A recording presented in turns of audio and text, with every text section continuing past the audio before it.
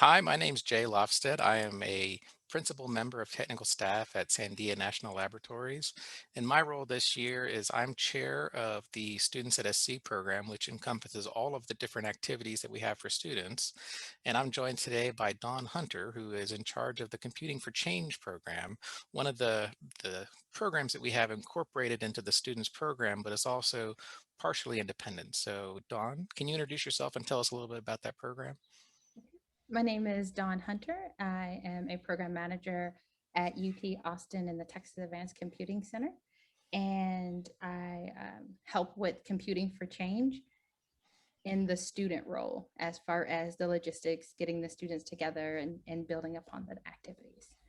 So I guess to start off, Jay, I would like to ask you a question. Sure. Can you tell me what what is the student volunteers that you're looking for? What are students at SC volunteers? So students at SC, one of the main things that we do is we bring volunteers to the conference for two purposes. One is that we want as many students as possible to get introduced to this use of large scale compute in so many different job disciplines, both technical and non-technical these days. And we showcase many of them at the conference, and bringing in students from a diverse set of backgrounds gives us an ability to really make sure that all of that's available. So that's one side of it. And the other side of it is because attending a conference can be expensive, we ask the students come and they volunteer, say 15 to 20 hours of time over the week. And in exchange for that, we give them a free hotel room and maybe some additional travel funding if we have any available. The hotel room this year is very likely to be a single hotel room. Unless there's something significantly that changes with the COVID restrictions, it will be a single hotel room. And for people that aren't fully comfortable with traveling yet, we also need a large number of volunteers to help manage the virtual side. So supercomputing, or SC, this year is going to be both a hybrid in-person as well as an online conference. And that means that we need a normal full suite of volunteers, which is usually about 150 students, to help manage the in-person event. Then we're probably going to need maybe as many as 100 additional for the online side to help manage the online event.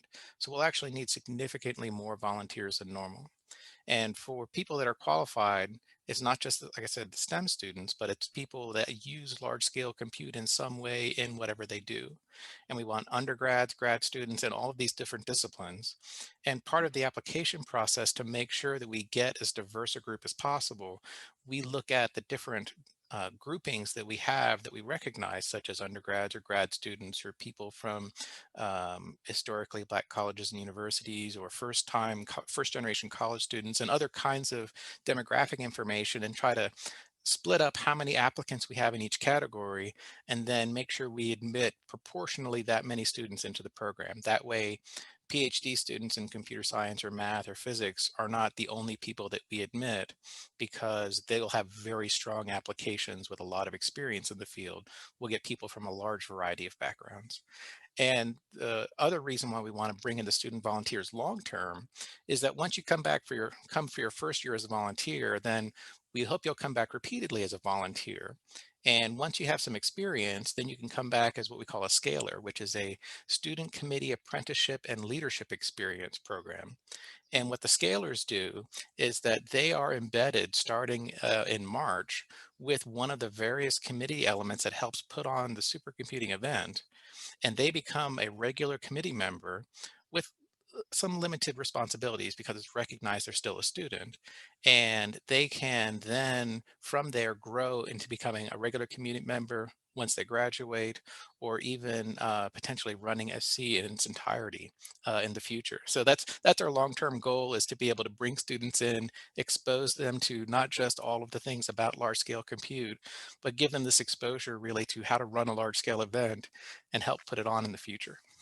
So essentially, you have something for everyone, undergraduate, Absolutely. Right. graduate. Right. remotely, in person. Yes. And the other thing is that we want to make sure that this is also a fun experience. So instead of just having all of the normal daytime conference events, we also try to have activities specifically aimed at students in the evenings. So one thing that we're looking at this year, trying to figure out how to do, is have a board game tournament that runs multiple nights. And then based off of the number of games that you compete in with other student program participants, whoever gets the highest overall ranking across all the different games that they play would be the winner, and they'd get some prizes. And we'd have both the in-person version of that as well as an online version of that. The logistics of that we're still trying to work out, but that's one of our goals for this year, is to try to get that introduced. We also have a lot of different kinds of networking that you can do with people that are experienced in the field. We have events for people to get their resumes looked at or figure out how to do a good LinkedIn profile. We have a job fair that people can go and look for internships or permanent positions. So, and we have a lot of other programming to help people learn what it takes in order to really be a professional in the field.